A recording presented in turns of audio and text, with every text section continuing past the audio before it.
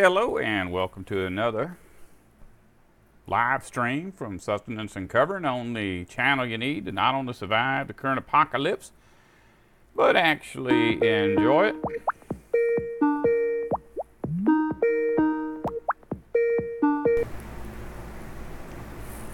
I'm here.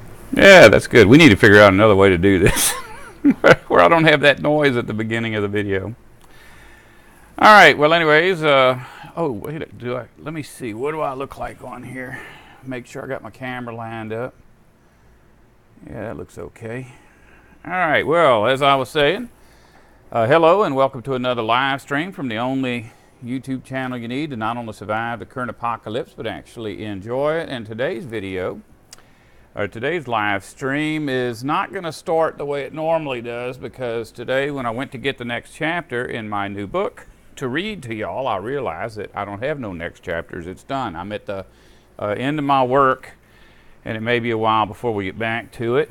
But for right now, I'm going to go ahead and read you what I'm working on that's keeping me from working on the new book. And that is a script for the next earth-shattering video I plan on producing called Melchizedek. And if you don't know who Melchizedek is, well, you'll find out by the time the video's posted, and you'll know more than anybody else alive on the earth knows.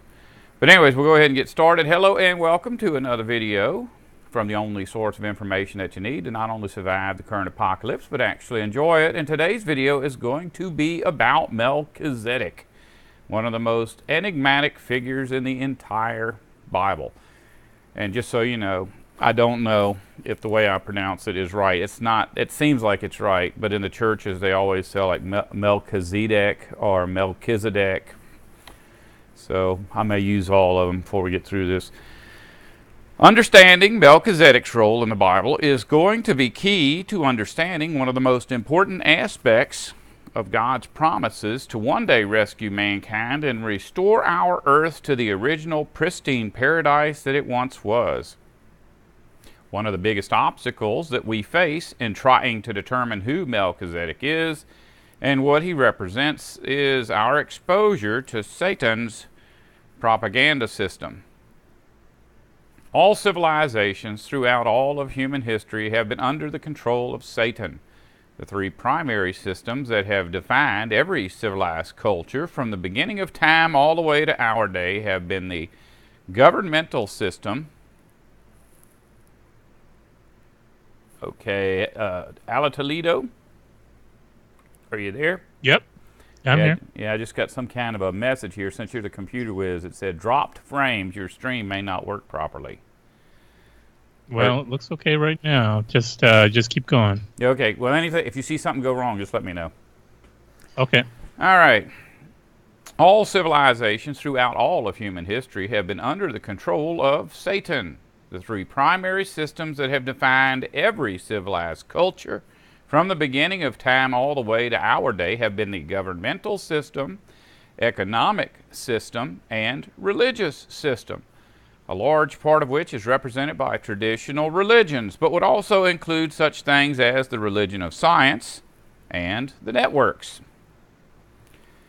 None of the three could exist without the other two. Any human being who stopped for a minute to think about things would instantly recognize that the governmental system and the economic system are both wicked, unfair, and brutal. Since it goes against human nature to participate in anything that is evil, Satan had to establish a system dedicated to convincing mankind that evil is good and good is evil. And that's from Isaiah chapter 5 and verse 20. Many people believe that religion is nothing more than a system of pointless rituals designed to appease the gods, but religion's true purpose is much more insidious than just a means of wasting people's time and resources. The primary purpose of all religions is to conceal basic truth from humanity. A good propaganda system is essential in order for any human government to function effectively. Before human beings will submit to being ruled over by others, they must first be convinced that the government that they are forced to serve is somehow superior to all other governments. In the English-speaking world, propaganda is called public relations. And that's as far as I'm going to read. I'm hoping that's getting everybody excited for the actual video. Okay, first user today is SuperU68. They say, hello, Henry. Let's see, Pop-Tartum smiles and asks if they were the first one, but nope, that went to SuperU68. I got a question for Pop Tartum. He was on he only had 3 of my Bible videos left earlier today. I was wondering if he got through all of them and he's ready to start over, or if I need to go ahead and finish up Melchizedek, because I don't want him to just sit around waiting. I think we all want you to finish Melchizedek. Yeah, okay. Next up is Simple Sister Living, says hi y'all. Rob C says hey bro. Synoptic Problem says hi y'all. Nicolette Smith says yo yo. Maria's Vegetable Garden says hello guys. Karen Bain says hello everyone, let's get educated. Chester Richardson says hello everyone, I made it this week. Sleepy Girl 85 says hey y'all. Who Me says hi Henry. Uncle Nesta is here. He says hey man, glad to be here. I'm alone tonight. My friend Mark isn't feeling well. Let's lift him up in prayers. Let's see. BMW guy says hello Henry and everyone. Dale Rockwell says hello everyone. Matt C says hello.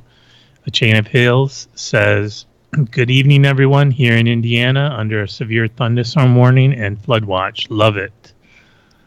Let's see.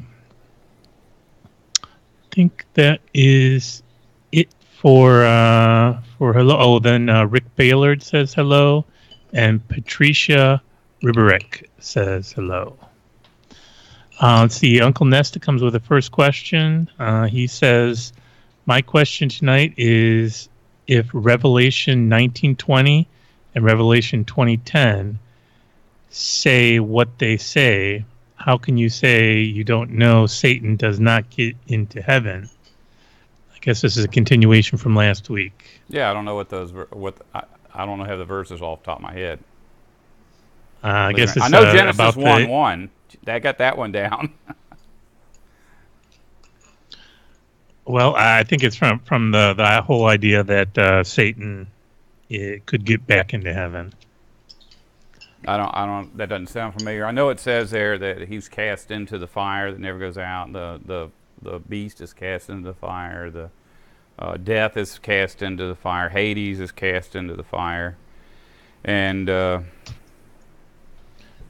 yeah. So Revelation 19:20 goes, but the beast was captured, and with it the false prophet who had performed the signs on its behalf. With these signs, he had deluded those who had received the mark of the beast and worshipped its image. The 2 of them were thrown alive into the fiery lake of burning sulfur. Yeah, well, I mean, the whole thing about it is that, we've got the years and years of religion telling us who Satan is and who Jesus is, and who God is, and the relationship they have. And in every one of those scenarios, Satan is destroyed forever. And the concept of doing away with evil forever is in the Bible. And the concept of second death, even for humans, is in the Bible.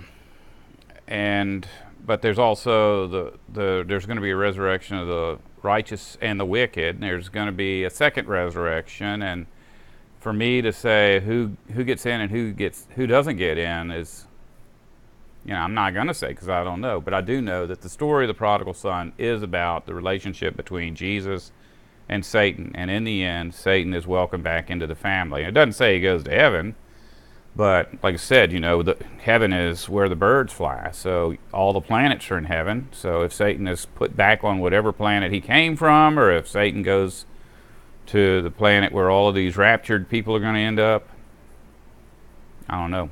But I'm not going to say that Satan's going to be destroyed forever, or that Satan goes to hell and burns forever. I don't know. It seems like I said something to Usamos a while back about making a hellfire video about what the meaning of hell is, and he said, you already did that. So there should be a video somewhere that I've posted about hell, because hell's a fiction. It's just made up. It's not in the Bible. There's nothing, absolutely nothing in the Bible to lead anybody to believe there's a hell. I mean, if you read the English Bible and you already have an idea in your head about hell, when you read the English Bible, there are things in there that seem that they kind of support that. But the hellfire teaching is like ancient Egypt, Assyria, Phoenicia, Greece, Rome, England. It's not anything to do with the Bible. And the English Bible has been manipulated. It's like the word Sheol is in the Bible like 50 times. And if a bad person goes to Sheol, they call it hell. When a good person goes to Sheol, they call it death or the grave. And that's really a word that should be consistently translated, because it's misleading to send Jacob, one of the patriarchs, to the grave and then send some bad guy to hell arbitrarily. So there's nothing to support translating the word a different way either time. The same word. What about the Uncle Nessa says, isn't tossed into the lake of fire and brimstone, and they are tormented day and night forever? Pretty clear.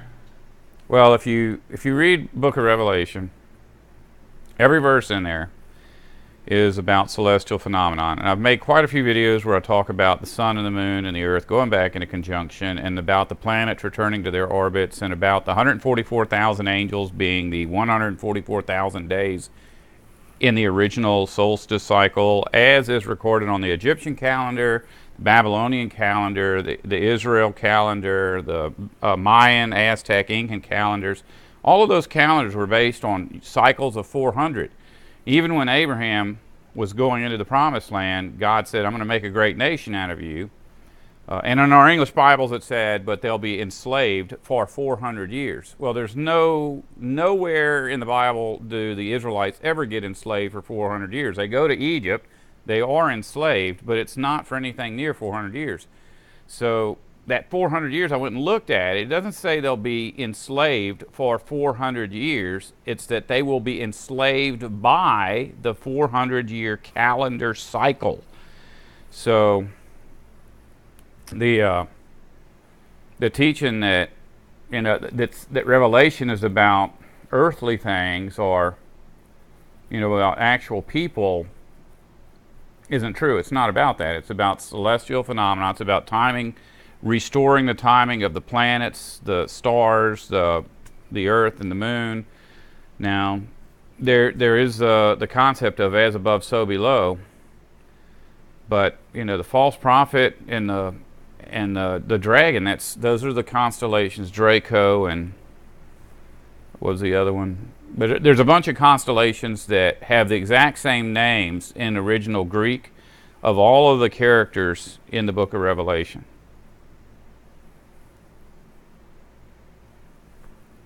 Now, what about this aspect from Judaism, where the devil is actually a servant of a god?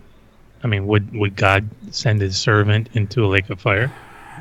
Yeah, the thing is, it's like I like to have confirmation from outside sources. So if I see something in the Book of Mormon that confirms something that I read in the Bible, or if I see something in the Book of Enoch that confirms something I read in the Bible, or something in the Talmud that confirms something that's in the Bible, then I'll draw on that.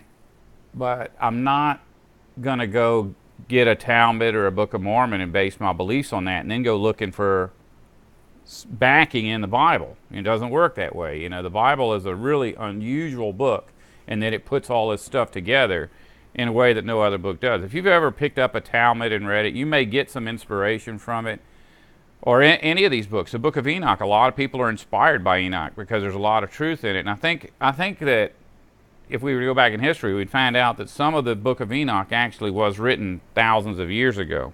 Some of it's a little bit more recent. And when you hear the quotes of the Book of Enoch, those quotes are from the ancient parts, but some were added since then, and we don't really have any way to confirm it. We've got a few people who have taken upon themselves to translate Enoch into English, but they haven't given us the original, and along with it, what the original words say.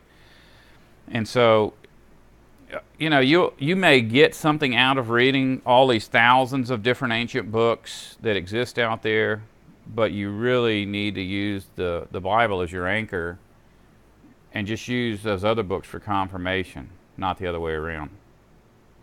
But as you said, it's possible that Satan is a servant of God. He does all, like the two goats. Israel had, every year they had to take 2 goats out, and the priest laid his hands on, and I think they drew lots, and one of the goats got to be the good guy, and the other goat got to be the bad guy. And the goat, what were they called? I can't remember. One of them is actually mentioned by name in the book of Enoch, Azazel. And that's the goat of the goats, the king of the goats, and he becomes the scapegoat, because it can be translated 2 different ways, Azel and Azazel, which is 2 different ways to translate it. But the one way just means scapegoat, the other way means goat of the goats, male stud goat of the male stud goats. And it's not like one of the goats was meaner than the other one, or one was nicer than the other one. They're just arbitrarily chosen. And those 2 goats represent Jesus, who was sacrificed, and Satan, the one who's, we blame everything on. He's exiled. He's the scapegoat. He pays for the sins of the people and the sins of the high priest. I mean, that was done for a reason. They didn't just go through this silly ritual every year for nothing. It was done as a permanent record of something bigger, the bigger picture. And the bigger picture is the roles played by Jesus and Satan. You had asked earlier from Pop Tart if he was finished with the videos, but he did comment that he's reading through the whole Bible for the first time, and he's on 1 Kings now. Let's see. Teresa Smith says hello. And the next question comes from Synoptic Problem. He says, in the Bible, angels appear to people in dreams. Do you think demons can appear and influence your dreams? If so, how can we discern the difference between the two? I think everything is a choice, and it's not really like there's good people in it. People become good after they change their life or something, and people don't become bad after changing their life. I've known some people that I was in school with, like 2nd grade or something, and they were bad back then. They're still bad. The ones that were good back then are still good. People change like us. We don't really stop being bad people and become good people. We just become good people that do bad things to being good people that don't. Like, I was in the Navy. That was a bad thing, but I had to learn. Once I learned that was bad, I moved on with my life. I was Catholic. I learned that was bad. Moved on with life. That's not that I changed, because the reason I moved is because I was a really good person. I was looking for truth. I knew those things were lies. But oh shoot, what was the question again? Well, he was saying that if angels can come into our dreams, can't demons come into our dreams? That's a very good question. Yeah, I think so. I don't think that if a demon tells me to go out and kill a bunch of people, then I'm going to do it. Or if a demon tells me to stop making videos, I'm going to do it. But they can affect you negatively. And I think all the time, I look at my dreams, it's like, why would I even dream that? That's not an experience I've ever had. Doesn't look like any experience that I've ever had. And it upset me, and I don't want to have that dream again. But when you wake up and you're all about writing another script for another video, when you're upset, it kind of throws it off. But sometimes you have dreams that are obviously from angels, and if you're a good person, you know which is which. I don't know what wicked people do when they have these bad dreams, because it's like just today. I must have dozed off for like 1 minute. And then that 1 minute, I was in a dream driving a car, and there was a cat on the road that had already been hit. And I got such a clear look at him, and he was looking right in my eyes, and like all of the skin was tore off of his thigh. And I woke up just sick to my stomach from that dream.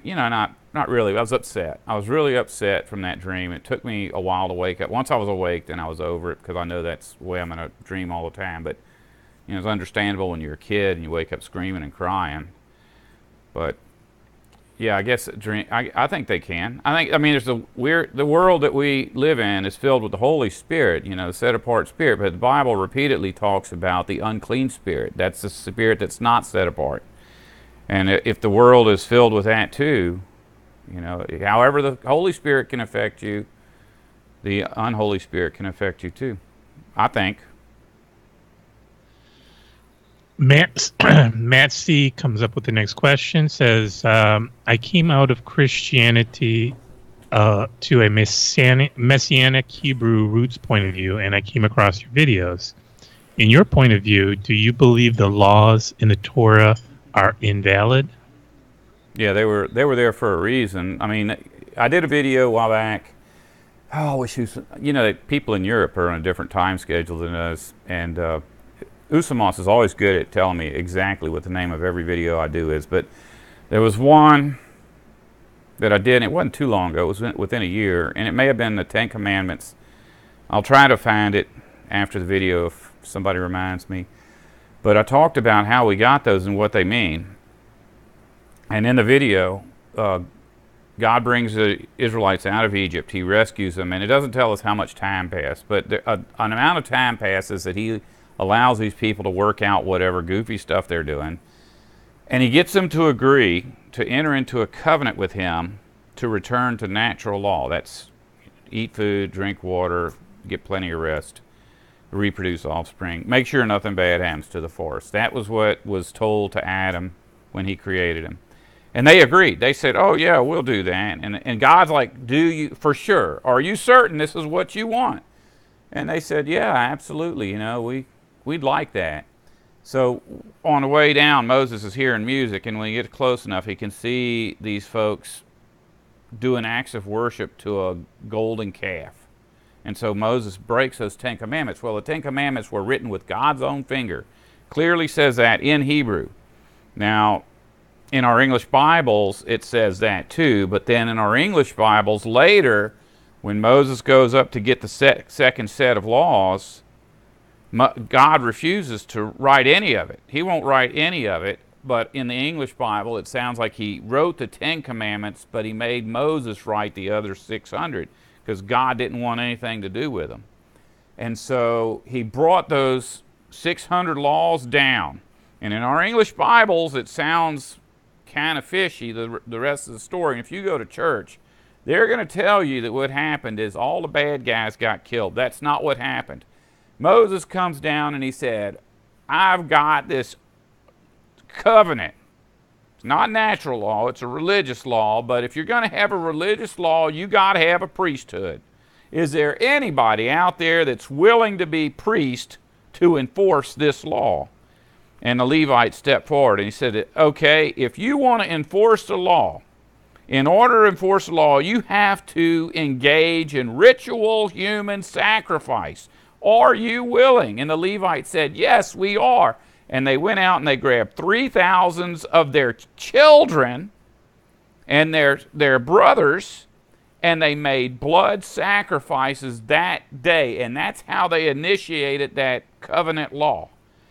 And it was not the law God gave them. It was the law that Moses gave them, because even though God allowed it, God put those laws in his head, God would not touch that. He would not touch that law with his finger. The original Ten Commandments, which, you know, ended up getting destroyed, that was, even the stones were cut out by God.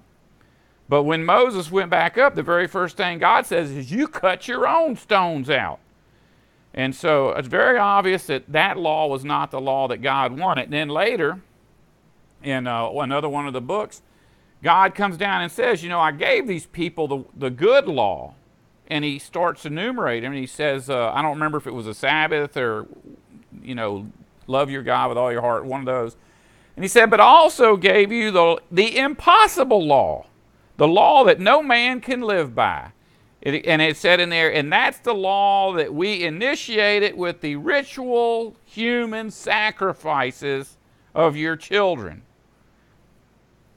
So, and then of course later on, there's a lot of verses where Paul and Jesus are like, the law is done away with. The law was nailed to the stake that Jesus was nailed to, and all that. And that's real. That's not something that the Catholic Church added to trick us. There's a lot of people here talking about Melchizedek. They want to see if you could go a little bit more in depth and maybe some basics, because there's a lot of us that would like to kind of start from square one. Yeah, I would love to see somebody else figure this out, because it's in your face. It's hidden in plain sight. But thanks to Ala Toledo and our wonderful website, I was able to actually post a chronology of creation today. And here's why that's important. Every church I've been to, I've been confronted by this begets and begots. Why do we have all these begets and begots? Shem beget Arphaxad at 150 years old, and Arphaxad beget Sarah, and Sarah beget Eber. All of that stuff makes no sense. If you're just reading through it, it makes no sense. You have to literally write it down. Now, the way that we used to do this, the way that humans used to do this, is it was the year zero was creation, and then it went up from there. So we're at like 5,987 or something right now. That's the real date. The Jews keep the same calendar, but they're at like 6,020 or something like that.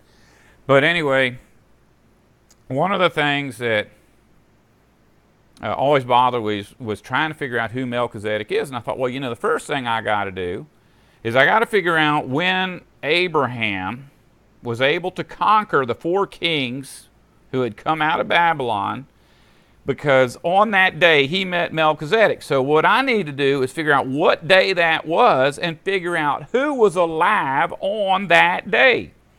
So I didn't want to go in the Bible and try to decipher all of that. And Jacob lived for 103 score and 7 years, or whatever it was. Like, man, that's really hard. So I just went and got a Bible encyclopedia, and I wrote everything down that was in the Bible encyclopedia, including the chapter and verse, right? So Genesis chapter 5, verse 20, Abraham is born, or whatever. So I wrote it all down, and I started writing the Melchizedek script, and it still wasn't making any sense. I said, well, I need to go back and check out exactly what it says in the Bible in Hebrew, because I don't want to get up there and just quote what every preacher for the last 2,000 years has been quoting. I want to make sure it's right. So I go in the Bible, and everything lines up perfectly until you get to, I think, Shem. And there's 2 different, it diverts like by 2 years, because it says that Shem, Ham, and Japheth were born at a certain date, but it doesn't say which one was born first. And so Shem is 2 years off from like Ham. And the only way you can know that is because later Shem has a son, and it says Shem was 100 years old when his son was born, and his son was born 2 years after the flood. So I knew what year the flood was. Well, a lot of people don't take that into consideration. So when they get there, they mark Shem as the firstborn, and then Ham as 2 years later, which is wrong. We know that Shem was not the oldest. So, I mean, I'm pretty sure, but that's only 2 years. So even if I've got that wrong, it's not a big deal. The big problem comes when you get to Abraham. Abraham was born 1946 A.M. Oh, and by the way, that's how we live in A.D. That's Anno Domini. That means the year of our Lord, right? The domain, the Lord, the dominator. A.M. is from Adam. Anno Mundi, the year of the world. So the year of Adam, the year of Jesus. That's basically the 2 calendars that exist. Now, BC calendar is not a separate calendar. That's on Anno Domini. That's just going backwards from Jesus, and that's confusing. So I think for our purposes, we need to stick to Anno Mundi. And like I say, this is on. It's called. Is it podcast? Do we have a tab that says podcast or blog? Doesn't it say right? Yeah, blog. It says blog, and it's also on the front page too. Oh yeah, there you go. So if you go to the blog, you go to the substance and covering blog. There's the front page. You'll see this chart Well, anyways, the chart puts Abraham at where he was born, which is 1946 AM.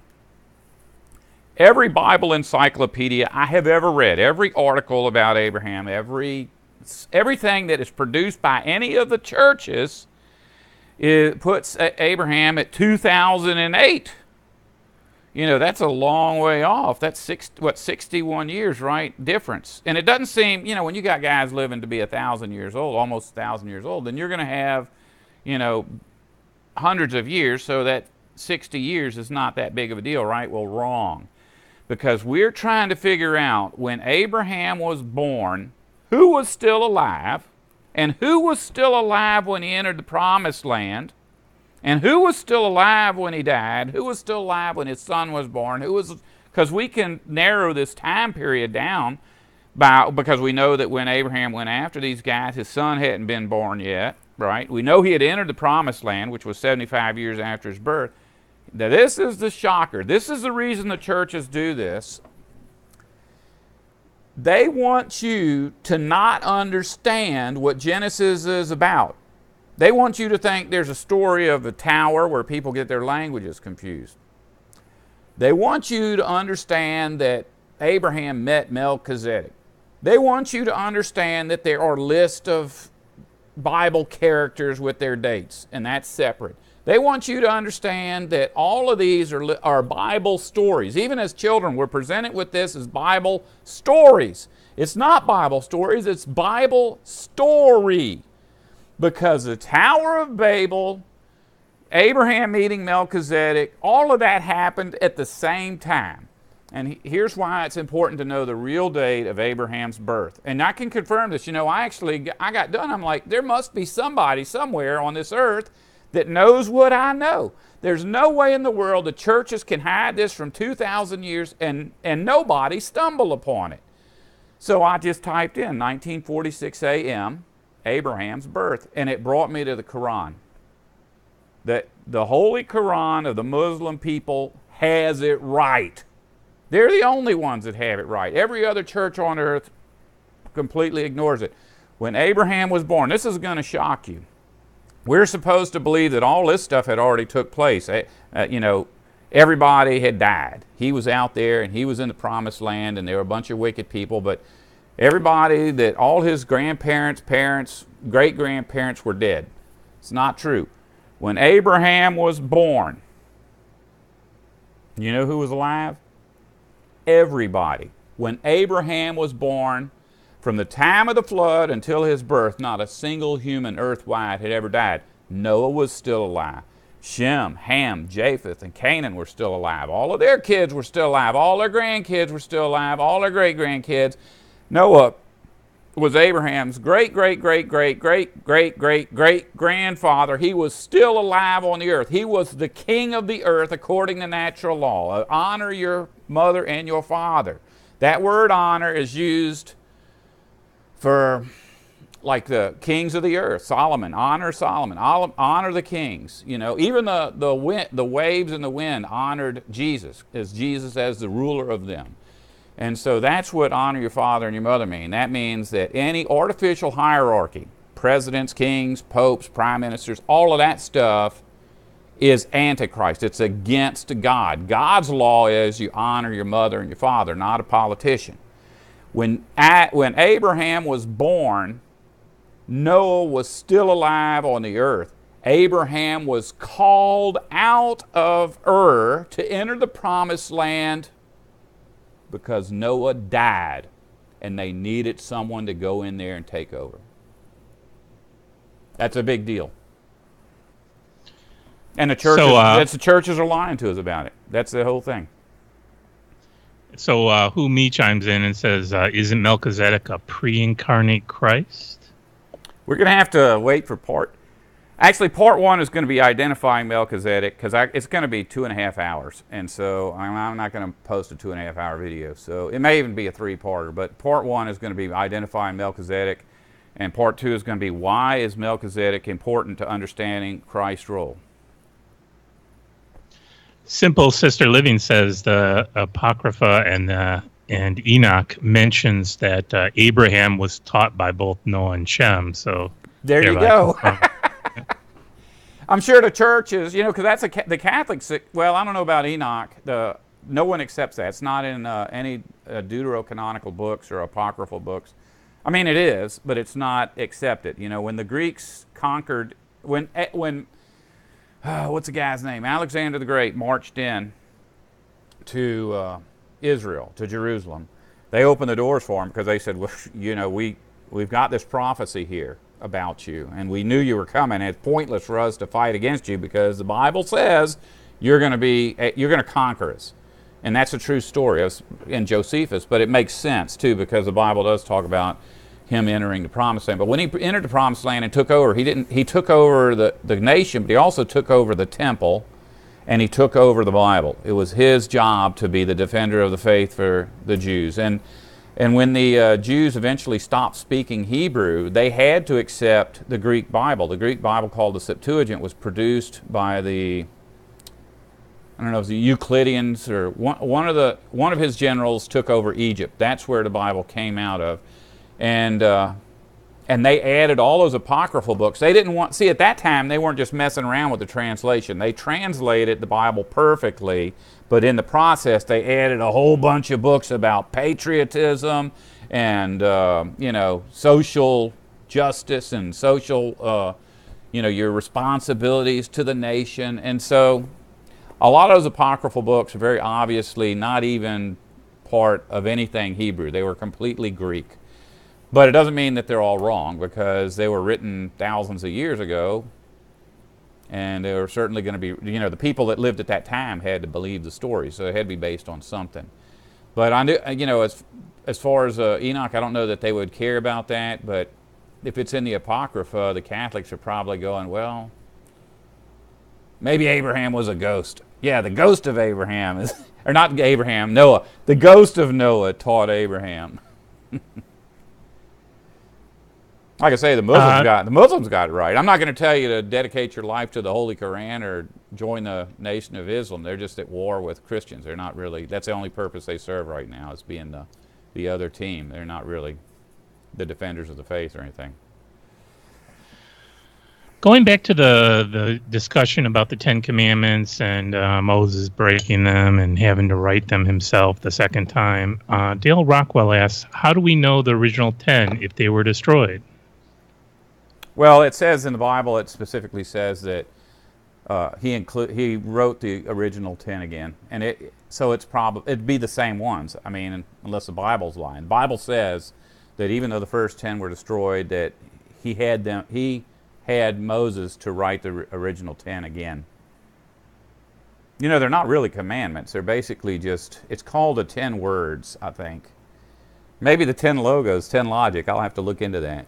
But yeah, and they're not, the thing is that the first commandment is translated properly. But I am the Lord your God who delivered you out of Egypt. Have no gods before me. Okay, that's perfectly translated. Anybody with a Bible would understand what that means, and so you're bound by that.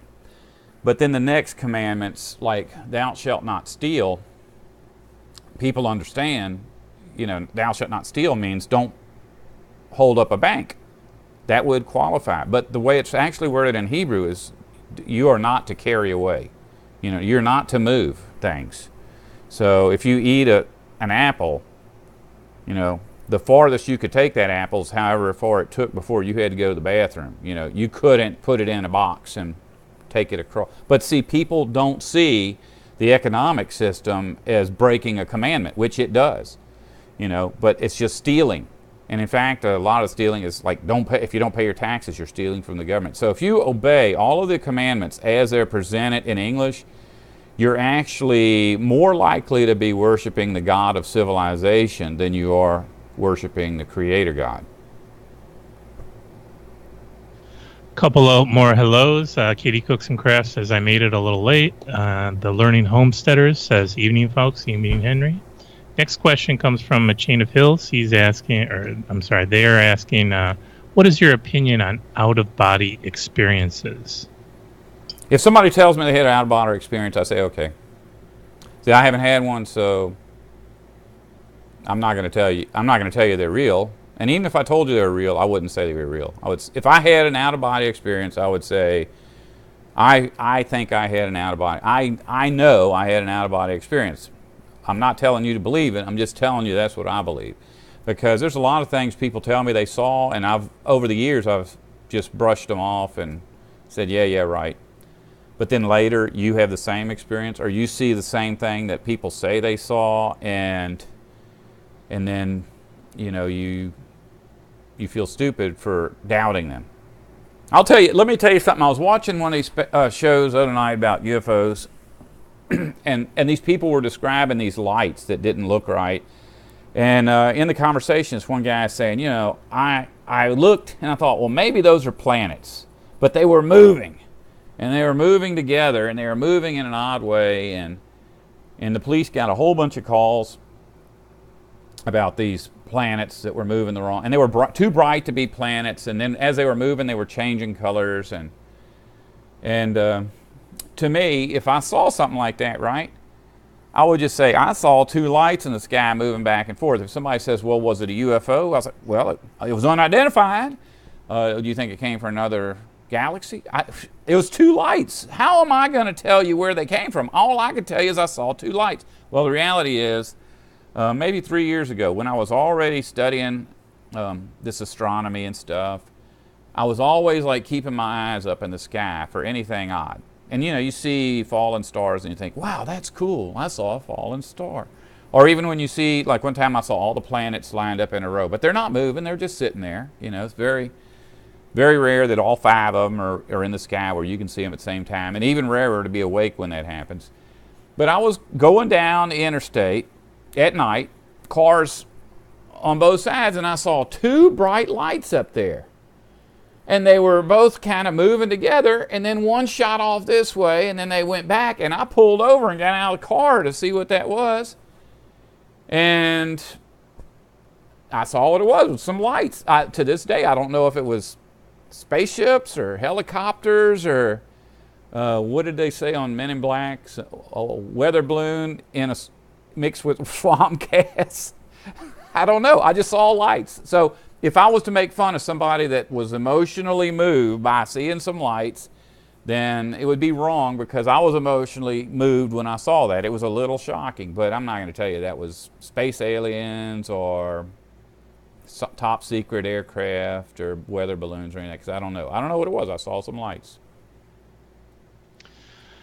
Next question comes from Synoptic Problem. He says, we know aliens are here. Do you think that the Virgin Mary might have been impregnated by aliens or Nephilim like Scully was on the X-Files TV show? I never watched X-Files, so I don't know. I don't know. Is Scully a man, or that's a woman? A woman with the name Scully? Must be her last name. Well, anyway,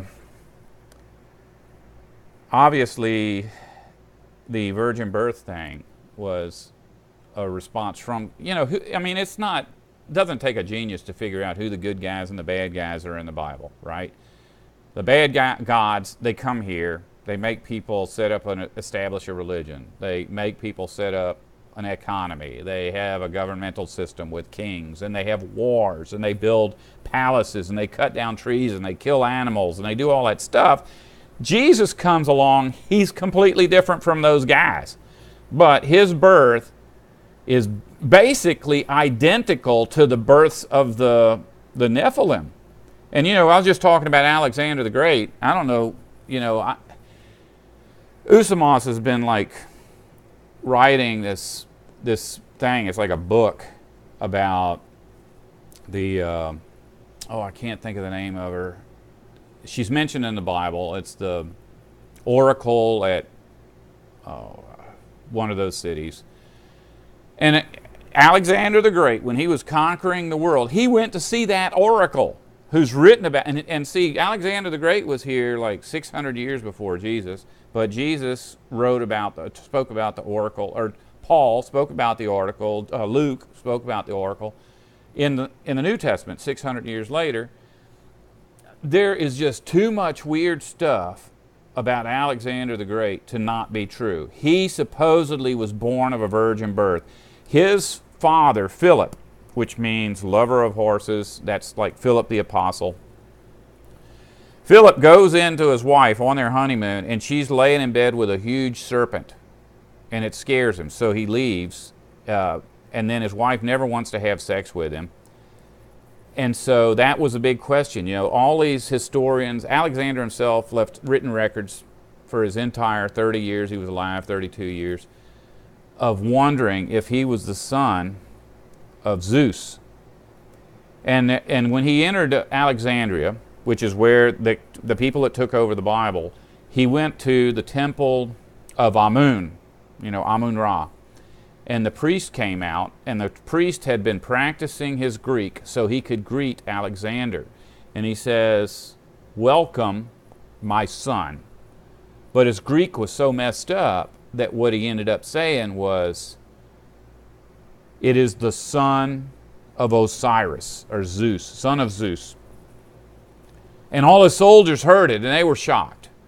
And then when he went in, he supposedly went into the temple and he asked Osiris, or Zeus, Amun, he said, "Has the killer of my father paid his debt?" Because Alexander killed his father. I mean, there's no proof, but that's probably what happened. He killed Philip.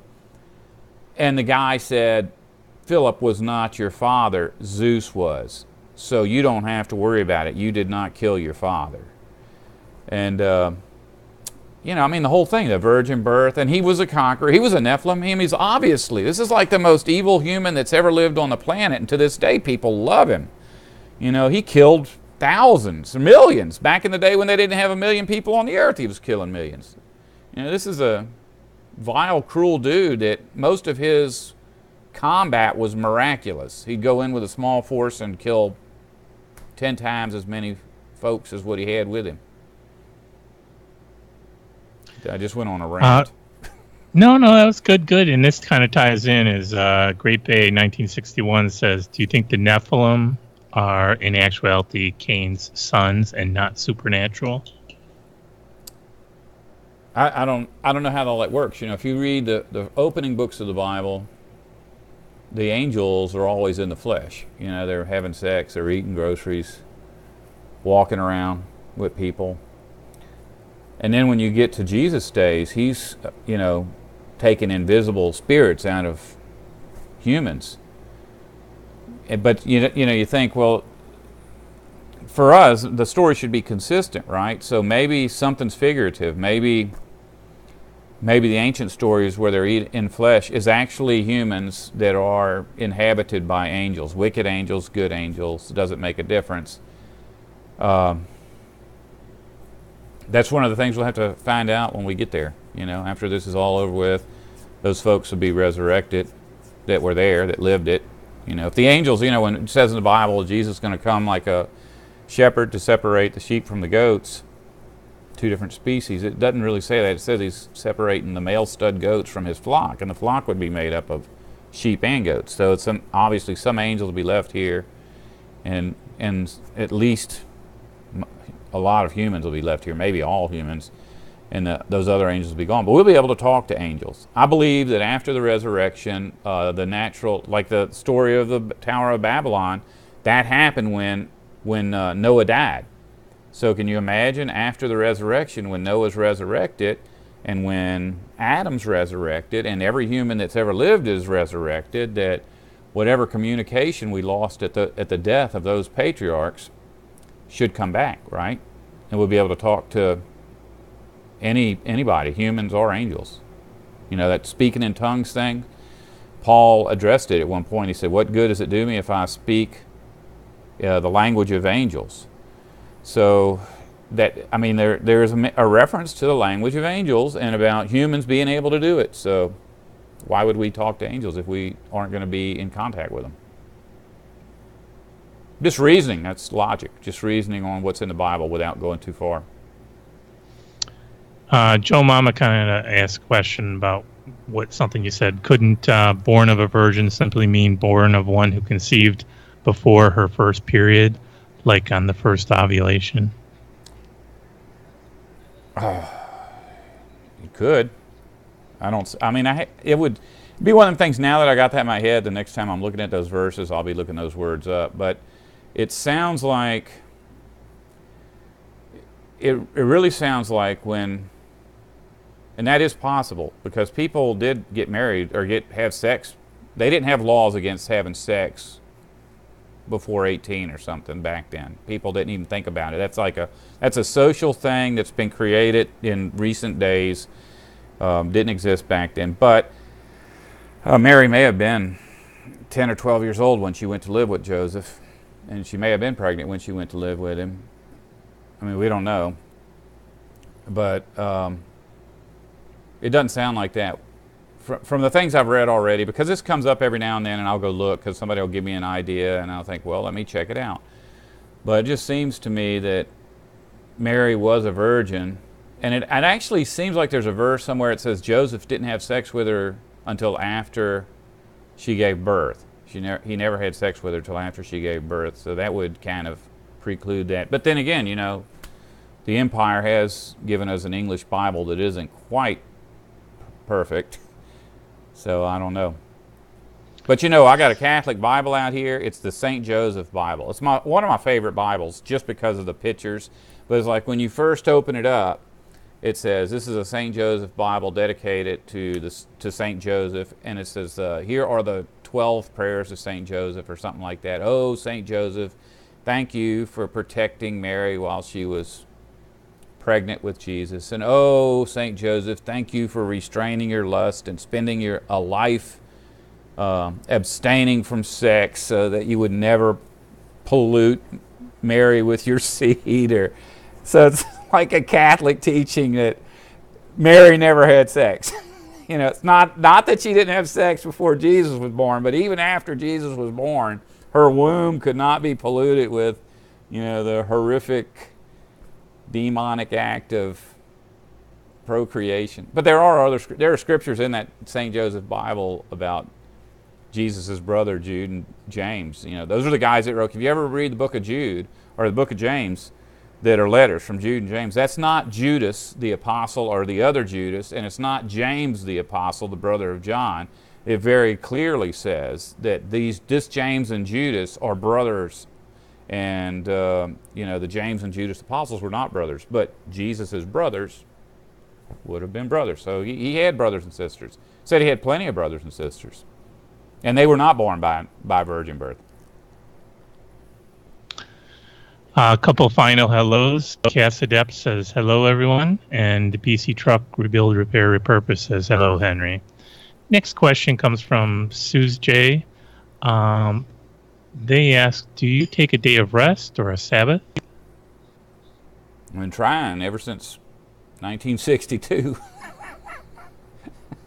I don't know how to answer that. I don't. Here's the thing, in the Bible, and this is very clear in the Bible.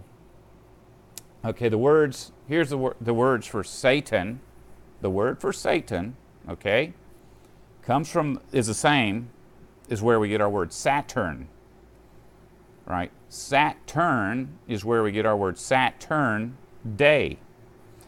And Saturn day would be the obvious choice for a day of rest, right? Because in the ancient past, people who left written records said that every seventh day Saturn would block out the light of the sun.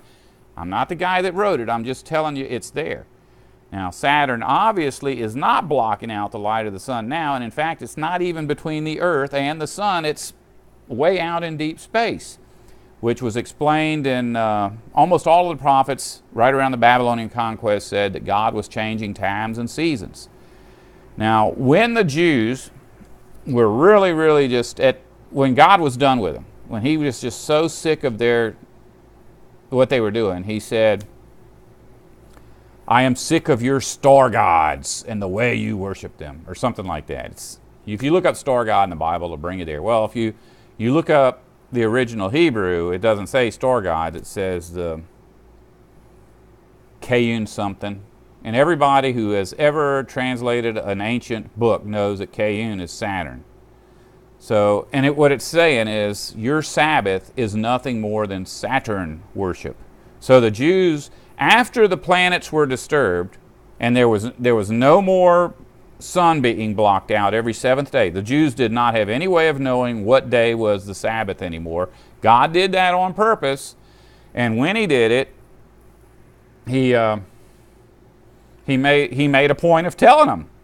He's destroyed the Sabbath because the Sabbath is nothing but Saturn worship.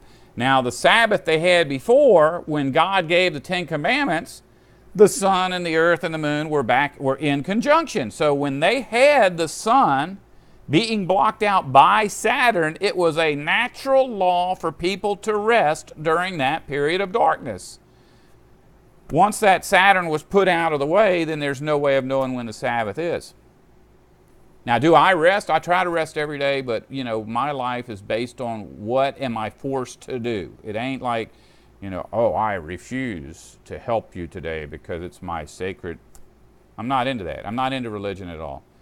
But I do believe, like when the Bible says that Jesus would rule for 1,000 years, that goes along with the scripture that says a day for God is 1,000 years. So we've lived this six millennia since the creation of Adam, or since Adam was cast out of the Garden of Eden. We're coming up on 6.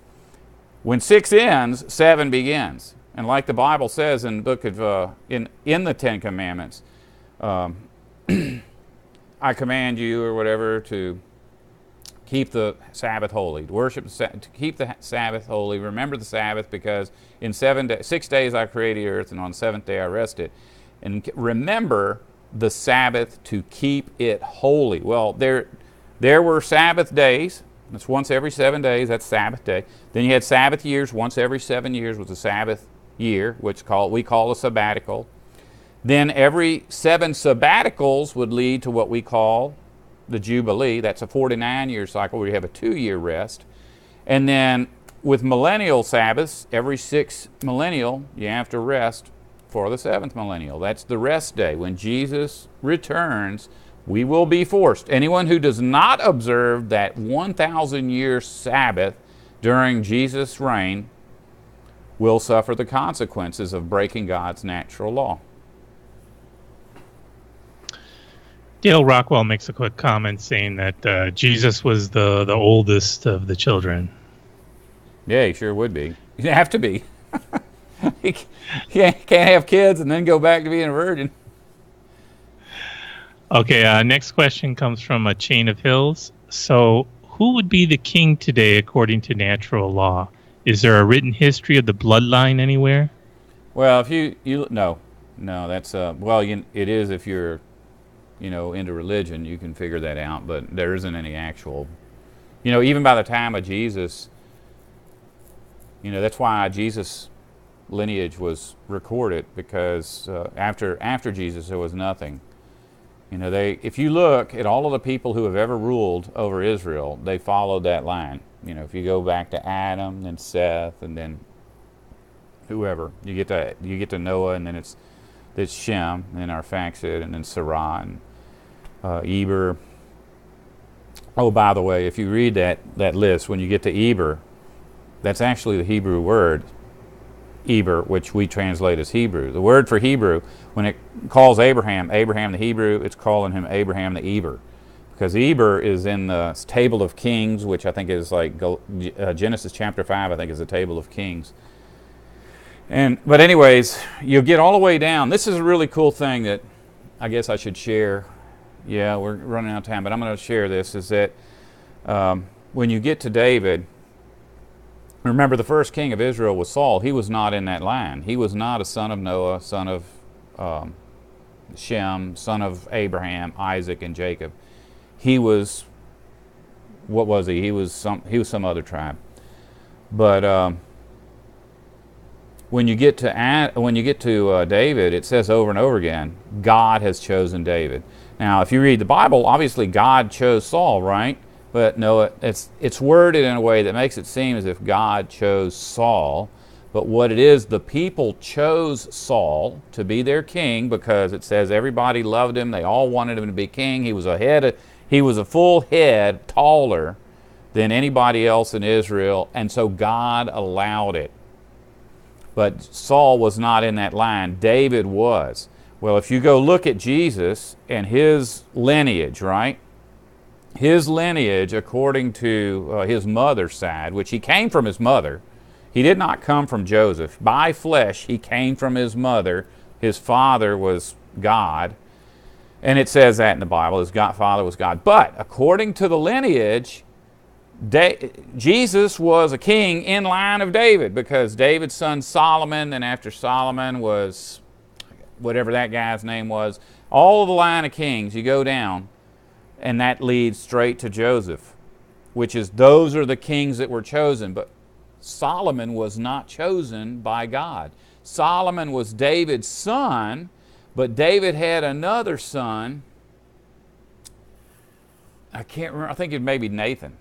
And if you look, Mary's side of the line, none of them were kings. After David, all of the kids, it's like David's son so-and-so, and his son so-and-so, his son so-and-so. So you got two separate lines of who gets to be, who's the next in line to make their way to Jesus.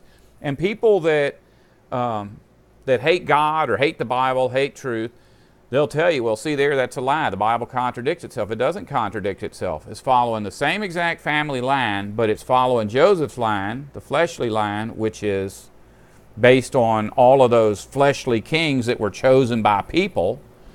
And Jesus' line, or the one that leads through Mary, is actually nobody's. These are like the poor kids, the kids that went off into oblivion that no one ever hears about. They're not mentioned anywhere. So that's the way the whole thing's worked all the way from the beginning. And in fact, when you get into the promised land and Abraham sees this war going on and he refuses to get involved, that war is between all of these kings. These kings who are trying to become kings by combat. On this side, Abraham is doing obeisance to Melchizedek, the rightful king. That's a good place to end, ain't it? Or we got another one. We got something else? Well, just a couple things. So Patricia Ribrick says God never wanted his people to have a king. And then Suze J says, thanks for answering their question about the Sabbath. So yeah, we can maybe take it out with kind of a heavy question from Synoptic Problem. Humans evolved biologically. Do you think we are evolving spiritually? As in, do you think we are evolving to our God consciousness as the Hindus or other Eastern religions teach? And then go ahead and take us out afterwards, please. Like I was saying, once all humans are resurrected, things are going to change. The Bible says that humans will be, old man will be dreaming dreams, young men will be seeing visions, and women will be prophesying.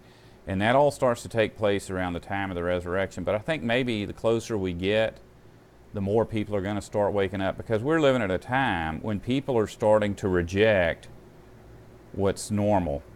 And I guess that's always happened, but maybe part of it's the internet, maybe that's part of our spiritual evolution. And I don't believe in evolution like lobsters turning into carrier pigeons, but I do believe that, people can have children that are taller, and people can have children with different colored hair, and eventually, people can evolve that way.